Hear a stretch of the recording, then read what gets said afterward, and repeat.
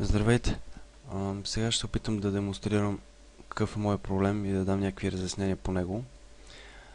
Значи в момента сме в моето view PyXHTML, което се намира тук в Solution, който може да го свалите.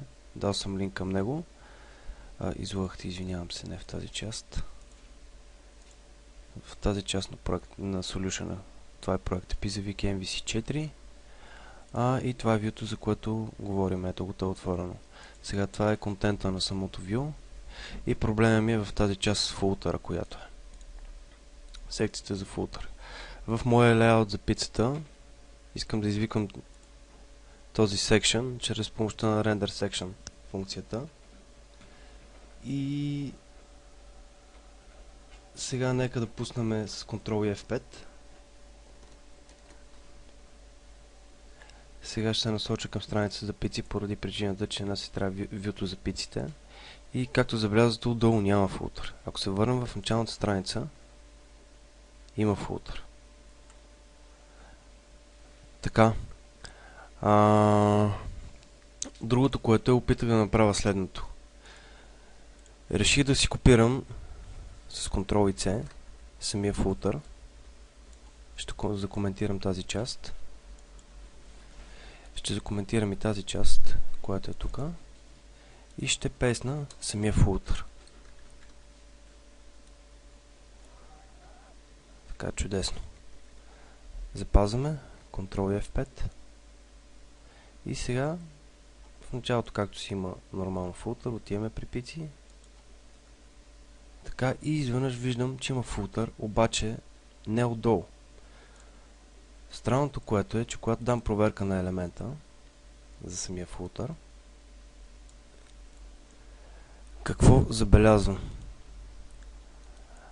Значи има едно ID, което се казва PyXBody. И фултър се оказва, че е вътре в PyXBody. Окей. Какъв е проблема тук? Проблема тук е, че PyXBody има затварящ таг и трябва да рендира само бодито. Което в случай бодито ми е самото view. Което view спира до тук.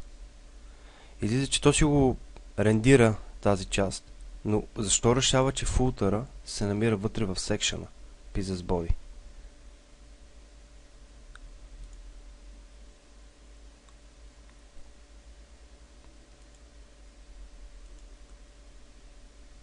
Това е проблема, който имам. Не знам как да го реша. Мислих, че ако ползвам render section, че проблема ще се реши, но се оказа, че даже самия фултър не се визуализира въобще. Ако имате нужда от някаква информация или още помощ, за да може да ми помогнете да решим проблема, можете да свалите самия solution. Дал съм линк към docs.bg. Също така, ако линковете вече не работят, защото не знам колко време са валидни в страниците, можете да пишете един пост в форума на академията и ще гледам да ви дам нови линкове и така. Надявам се, че сте разбрали какъв ми е проблема. Много ви благодаря.